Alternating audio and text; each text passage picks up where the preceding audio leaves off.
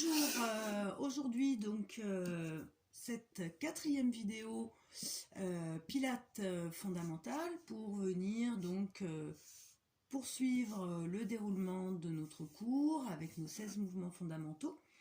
Donc aujourd'hui je vais vous présenter le side bend, mouvement de force, suivi du roll-up qui est un mouvement de mobilité de la colonne vertébrale, suivi du spine twist où on a un mix entre la mobilité et le renforcement des muscles du dos et des obliques. Donc notre side bend, on va le faire après avoir fini par le side kick. Donc sur la vidéo numéro 3, on a donc fini le side kick deuxième côté. Et je vais en profiter avant d'enchaîner sur le side bend pour vous montrer sur ce side kick une petite astuce, si ça veut bien marcher. Voilà. Petite astuce que j'ai trouvée pour bien vous montrer ici l'attention que vous devez porter à chercher à creuser la taille. Alors évidemment ça marche pas. Ok, vous voyez, il y a la petite lumière derrière qui fait qu'on voit bien le creux de la taille quand je suis placée dans mon side kick avec mes 5 référentiels. Je n'ai pas la taille enfoncée dans le sol. Là, j'ai la taille relâchée, enfoncée dans le sol, avec mon bassin qui est totalement décalé parce que j'ai cette hanche qui est un peu plus haute que celle-là. Si je cherche à bien creuser la taille, on va voir l'espace ici. Et dans le mouvement, on va chercher à conserver cet espace. En side kick, option élévation, je lève la jambe en gardant le bassin stable. Sur le temps de l'inspire, je la redescends. Et normalement, si je le fais correctement, je dois garder cet espace ici identique. Je ne veux pas raccourcir ma taille ici non plus. Donc on a cette petite astuce de venir placer les doigts sur les côtes et sur le bassin. On ne veut pas raccourcir la taille côté ciel, mais on ne veut pas non plus enfoncer la taille dans le sol. Là, j'ai lâché la taille dans le sol, j'ai lâché mon centre, j'ai lâché mon centrage qui me permet de bien sentir que je vais pouvoir garder l'équilibre tout en faisant un mouvement avec la jambe. Sentir que je vais chercher ici, parce que je rentre bien le ventre, à creuser la taille, à affiner ma taille comme si j'avais un corset ici. Prenez cette image. Voilà. Donc pas ici. Pas le bassin qui bouge dans tous les sens. Tirez bien cette jambe, creusez la taille, allongez la taille ici.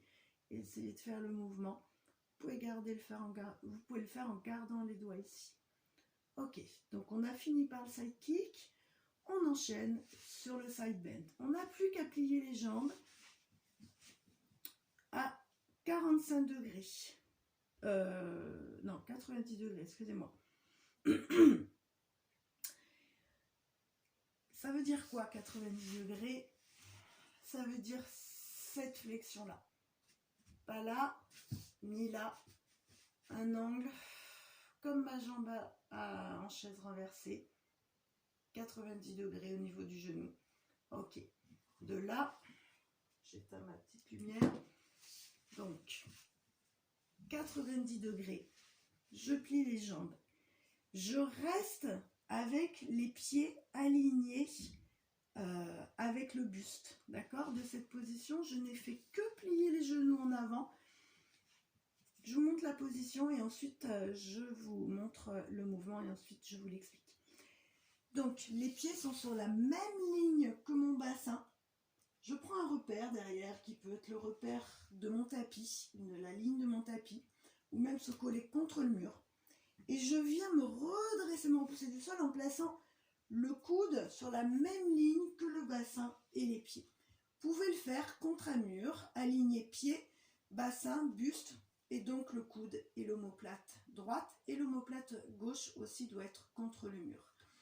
Ici, la position de départ, Comme c'est un mouvement de force, on va le faire en plaçant nos 5 référentiels et en essayant de les conserver. C'est l'objectif dans tout mouvement de renforcement, tout mouvement de force en pilates, on le fait en conservant nos 5 référentiels. Donc la position de départ, bien se repousser du sol ici, en abaissant l'épaule, en appuyant le coude dans le sol, en cherchant à éloigner l'épaule droite de l'oreille droite, en éloignant l'épaule gauche de l'oreille gauche, j'allonge la nuque dans le prolongement de ma colonne vertébrale, pas ici, ni ici. Je prends le temps de trouver la position neutre de mon bassin, de placer mon centrage, de bien plaquer le nombril vers la colonne vertébrale, de rentrer le ventre en le creusant du bas vers le haut. Une fois que je suis placée dans mes 5 référentiels, sur l'expire,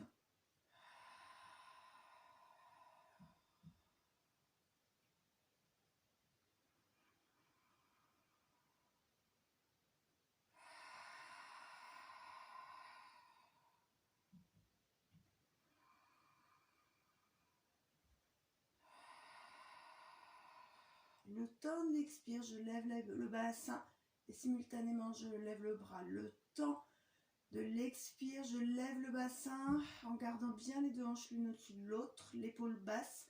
Sur le temps de l'inspire, je redescends le bassin sans relâcher, j'effleure le sol au retour.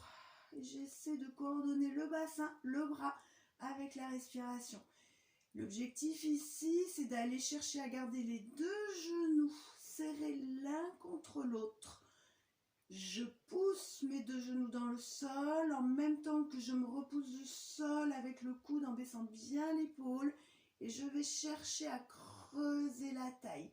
L'objectif de ce mouvement, ce n'est pas de pousser le bassin en avant en perdant nos 5 référentiels. Il est bien d'en glisser le bassin à la verticale en imaginant qu'il y a un fil ici qui tirerait ma hanche vers le plafond. Ne pas pousser le bassin en avant, restez comme si vous pouviez glisser votre bassin à la verticale contre le mur. On doit ressentir un travail dans les obliques à droite. La taille se creuse en même temps que je vais chercher à baisser les épaules, à allonger la colonne vertébrale dans nos principes de 5 référentiels, de centrage fort. Essayez d'avoir un mouvement sans marquer d'arrêt, sans force excessive. Mettez bien la force dans votre centrage qui va vous permettre d'étirer votre buste.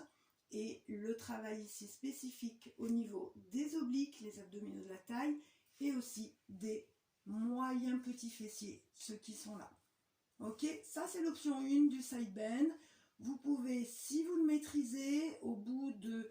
on le maîtrise en essayant de faire 5 répétitions, peut-être que 3 si on n'est pas trop habitué à ce mouvement, mais 3 ça va être un peu juste pour arriver à le sentir. Donc essayez d'aller à 4-5 répétitions.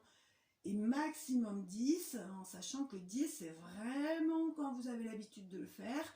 Sinon, arrêtez quand vous sentez une tension ici, dans l'épaule, dans le cou.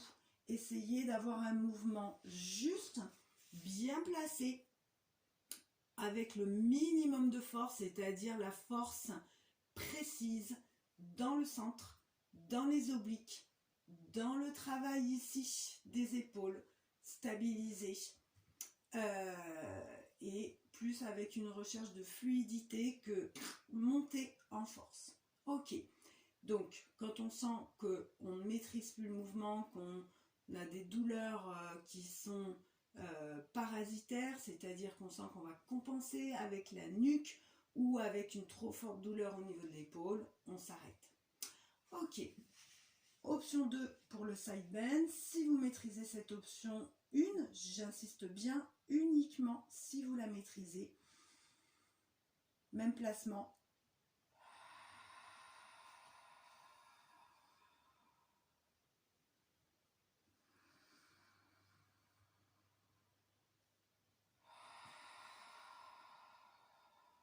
garde bien le pied au sol pour tendre la jambe dans le prolongement de la hanche. En même temps, je tends la jambe, je lève le bassin, je lève le bras.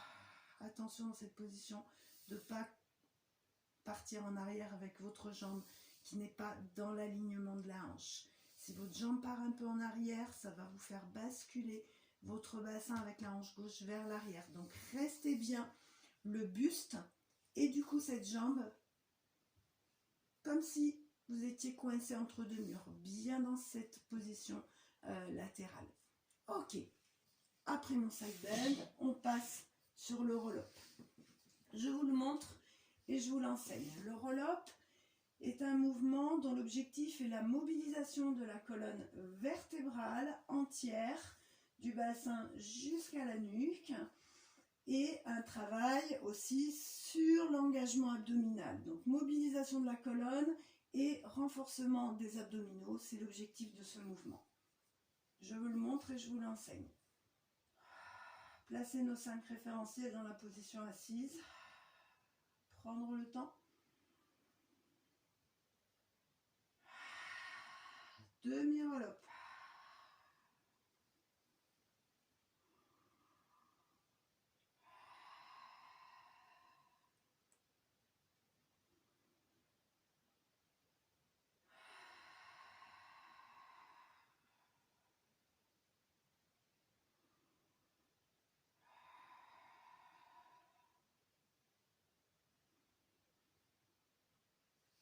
Expire, bascule le bassin en engageant bien les abdominaux pour arrondir le dos, le fléchir en forme de C. Inspire, stabilise le dos en forme de C.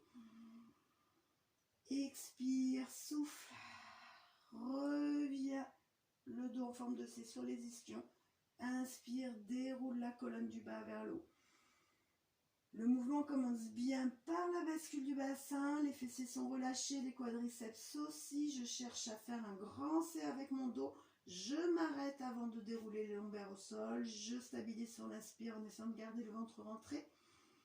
Et sur le souffle, je garde le dos dans sa forme de C pour revenir sur les ischions.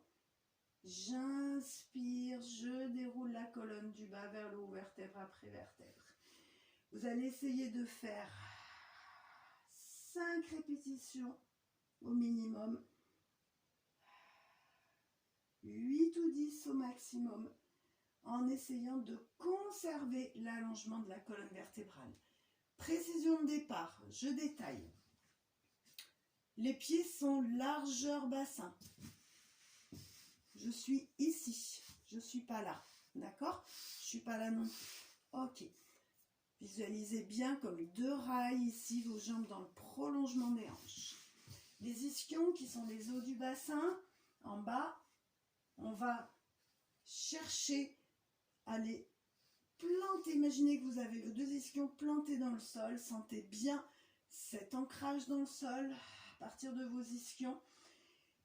Trouvez bien la position neutre de votre bassin. Donc, avant de faire le roll-up entier, vous pouvez faire des bascules de bassin en soufflant. Je bascule le bassin en arrière. En inspirant, je bascule en avant. En arrière, la courbure lombaire s'arrondit. En avant, je creuse le bas du dos. Vous voyez, le mouvement du bassin, il est tout petit. Et entre ces 2 bascules, on trouve, en réduisant les amplitudes, on trouve la position neutre.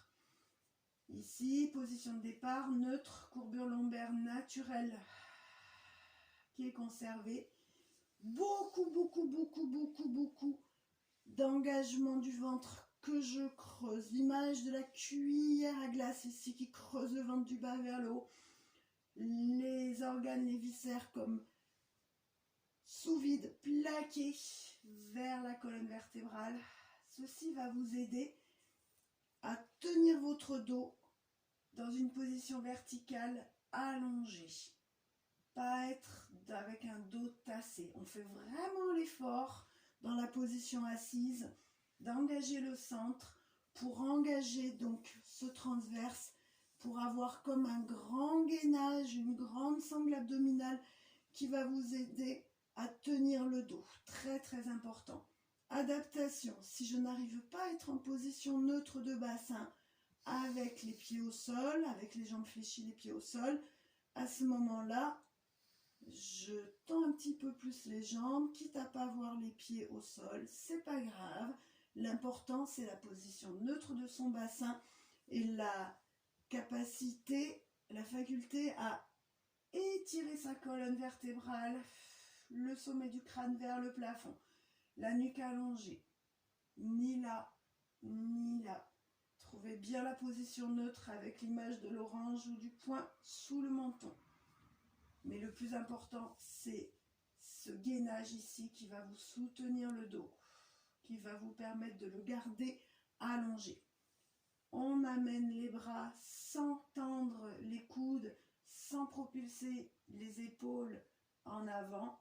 On place bien nos épaules basses, on fait descendre les omoplates dans les poches arrière du pantalon.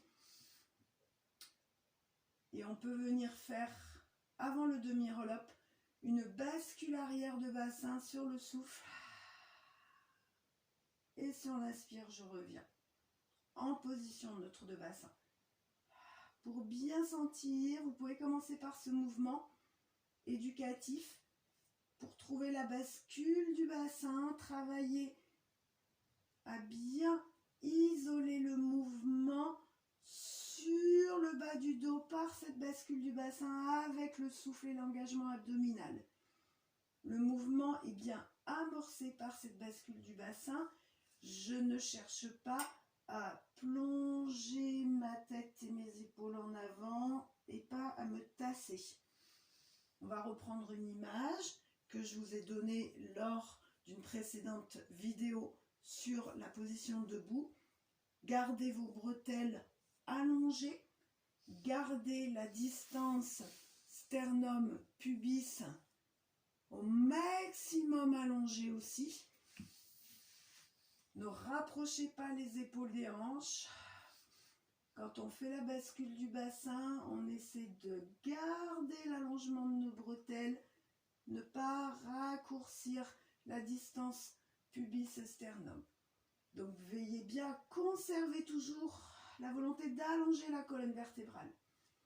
On garde le regard droit devant soi.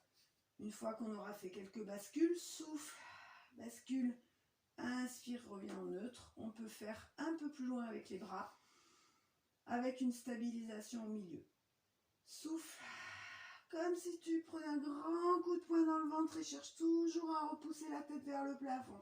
Arrête-toi avant de poser les lombaires. Stabilise, inspire en gardant le ventre rentré. Souffle, engage les abdominaux pour garder le dos rond. Inspire, déroule du bas vers le haut. Et on essaie de ne pas marquer d'arrêt, de chercher la souplesse dans ce travail de mobilité de la colonne vertébrale, un mouvement souple, régulier. Profond dans le souffle pour aller vraiment chercher profondément dans son centrage. Ok, demi-roll-up. Je vous montrerai par la suite sur une autre vidéo le roll-up en entier, un petit peu plus compliqué. On passe face et on vient se positionner en position donc toujours assise pour le mouvement du spine twist. Tournez la colonne. Adaptation pour ce mouvement, vu que je me mets de profil pour vous montrer. Dans le spine twist, on va garder le bassin neutre et les lombaires en neutre aussi. Donc, contrairement au mouvement d'avant du roll-up, il faut impérativement pouvoir garder en position assise notre bassin neutre. Pour ce faire, on peut venir placer un coussin sous les fesses pour pouvoir avoir plus facilement cette position neutre du bassin. Donc, adaptation coussin, neutre du bassin, les deux ischions plantés dans le sol. Revisualisez ici vos bretelles, essayez de les allonger. Repoussez la tête vers le plafond. Essayez d'allonger au maximum la distance entre le sternum et le pubis. Rentrez le ventre, prenez le temps de vous placer. Les deux mains sur les épaules. On inspire. On souffle. On fait glisser les omoplates dans les poches arrière du pantalon. Première option, spine twist mais en prière. Je conserve mes 5 référentiels. Et sur le souffle,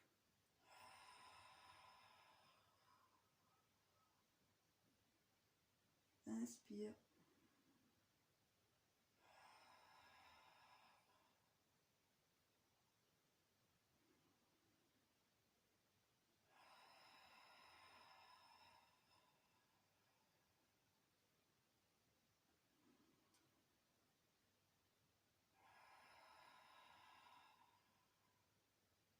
Deuxième option,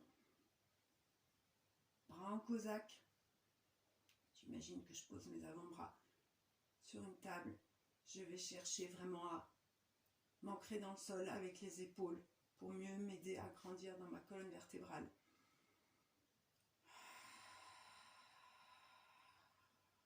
Ne pas tourner les bras, ne pas déformer le carré conforme avec ses bras.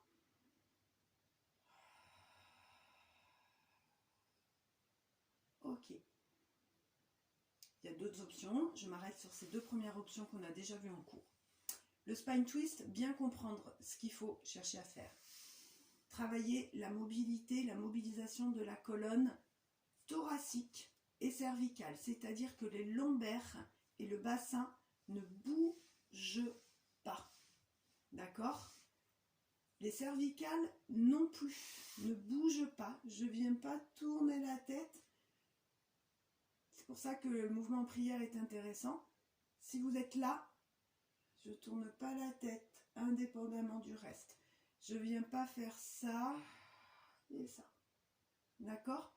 Donc si on reste sur cette option, c'est plus facile au début évidemment pour ne pas tourner la tête indépendamment de la colonne dorsale. Il faut que vous pensiez que le mouvement, il démarre au-dessus des lombaires. Le bassin est comme ancré dans le sol. Vous pouvez aussi imaginer que vous êtes enfoui dans le sable jusqu'aux hanches et que tout ce qui est enfoui dans le sol ne va pas pouvoir bouger et c'est tout ce qui est en dehors qui va pouvoir tourner en fixant bien la nuque dans le prolongement de la colonne dorsale, ne pas tourner les cervicales indépendamment de la colonne dorsale. Ok, donc c'est un mouvement qu'on va chercher dans l'autograndissement de la colonne vertébrale.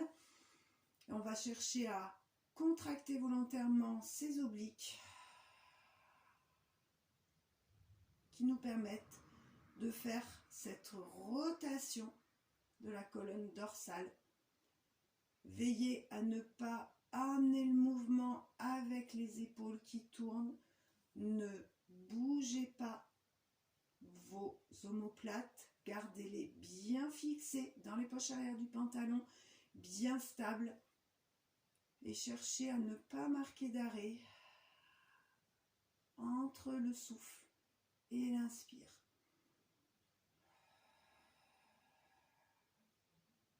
Ne pas aller plus loin que nos sensations d'aller contracter les obliques. Je vais chercher ce mouvement, je vais chercher à contracter, à ressentir la contraction dans mes obliques sans décaler le poids du corps sur une fesse ou sur l'autre. On garde bien le bassin ancré dans le sol. Ici, on a l'image d'un phare qui tourne sans marquer d'arrêt, ou l'image d'un Rubik's Cube dont la partie basse est stable. Il n'y a que la partie haute du Rubik's Cube, qui est votre colonne thoracique et cervicale, qui tourne. Ok. 5 répétitions en alternant la droite et la gauche, maximum 8 à 10. Après notre spine twist, on vient travailler à combien j'en suis? 24 minutes, ça suffit. On fera le reste plus tard.